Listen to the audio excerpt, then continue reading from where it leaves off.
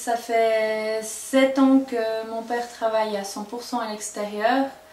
Au moment où il est parti, c'est un jeune du village d'à côté qui est venu s'associer avec ma maman.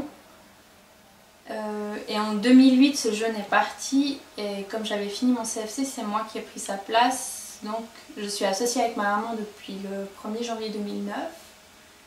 Et à partir du 1er janvier 2013, j'aurai repris toute l'exploitation.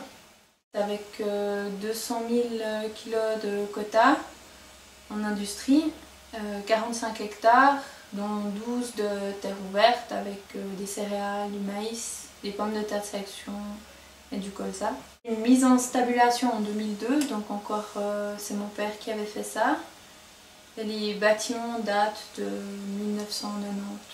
Actuellement, donc on est avec ma maman sur l'exploitation, elle s'occupe plutôt de la facturation, elle va gentiment se retirer. Mon père m'aide aussi beaucoup et il a aussi dans le projet de moins m'aider donc le week-end. J'ai un employé à 100%, ça coûte cher, une main d'œuvre extérieure, alors je me demande comment je peux faire maintenant pour avoir ou bien plus d'employés ou bien à l'avenir peut-être avoir un apprenti. À l'avenir, j'ai 3 possibilités qui s'ouvrent à moi. Donc la première, ce serait plutôt une association avec mon copain. Sur son exploitation, il est encore avec son père. Ça nous permettrait donc de doubler les surfaces et le cheptel. Il est en lait de fromagerie, donc en non-ensilage. Donc ça nous pose aussi des questions. Actuellement, on sait qu'il n'y a pas d'ouverture de marché, mais est-ce qu'à l'avenir, ça peut changer? Une autre solution, ce serait une association partielle ou avec mon copain ou avec une tierce personne. Donc là, ce serait au niveau production laitière. Le but, ce serait de ne plus garder de vaches sur l'exploitation, d'avoir plus que des génisses et que l'autre ait, mon collègue en fait, ait les vaches et le lait. Et dans ce cas-là, je pourrais aussi augmenter les cultures et puis le but ce serait toujours donc plus avoir d'employés. La troisième possibilité ce serait une légère extensification, donc continuer seule sur mon exploitation, retourner plutôt vers des vaches à 2 fins, donc des Swiss Fleckvieh qui me conviendraient peut-être mieux que des Riedelstein que j'ai actuellement. L'exploitation plus ou moins comme elle est, donc peu d'investissement aussi. Et puis aussi un petit peu extensifier, pourquoi pas des vergers extensifs, ou bien je sais qu'il y a un réseau écologique qui va arriver dans la région, pourquoi pas aussi me lancer là-dedans. La politique agricole future va nous obliger à changer, il y a aussi les ouvertures de marché qui sont un problème pour nous aujourd'hui.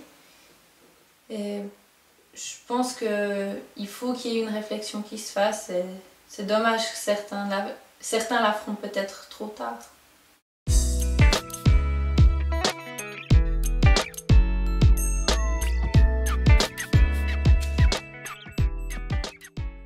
Alors, mon exploitation est une exploitation de plaine où on a uniquement culture et production de volailles. L'exploitation a environ 50 hectares de surface agricole utile. Dans les productions, on produit pommes de terre, betteraves, maïs et colza. La culture principale de l'exploitation, qui demande le plus de main-d'œuvre, c'est les pommes de terre. L'option a été prise en 99-2000 de changer de direction par rapport à la situation familiale. En l'année 2000, mon fils qui avait 16 ans a décidé de faire un autre métier. Et puis là, j'ai tout de suite décidé d'arrêter la production laitière et puis de m'axer que sur les cultures où j'avais beaucoup plus d'intérêt que le bétail. Et puis à partir de là, on s'est testé avec la production de pommes de terre, où ça a bien fonctionné. On a maintenant une surface de production de pommes de terre d'environ entre 8 et 10 hectares.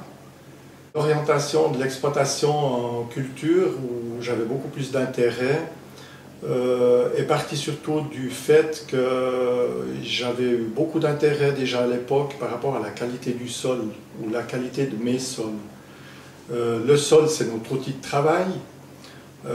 Qu'on y mette n'importe quelle culture dessus, si on respecte le sol ou si on fait des erreurs par rapport au travail du sol, par rapport au management du sol, on le paye cash. Je vois maintenant que des sols qui étaient de moins bonne qualité à l'époque ont été améliorés. Puis maintenant, je peux dire que quasiment le 100% de mes sols, c'est vraiment un outil de travail qui est au top.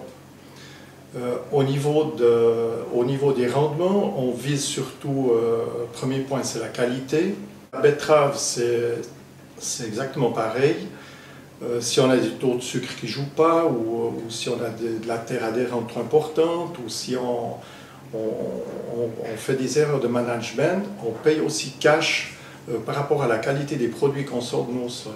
Moi, j'estime que le verdissement de la politique agricole, par rapport à mon exploitation, est absolument trop excessif. Avec le management qu'on utilise pour travailler avec ce sol, moi j'estime qu'on fait déjà beaucoup d'écologie. Preuve que le travail est fait juste, qu'on respecte ce sol, c'est qu'il nous le rend bien.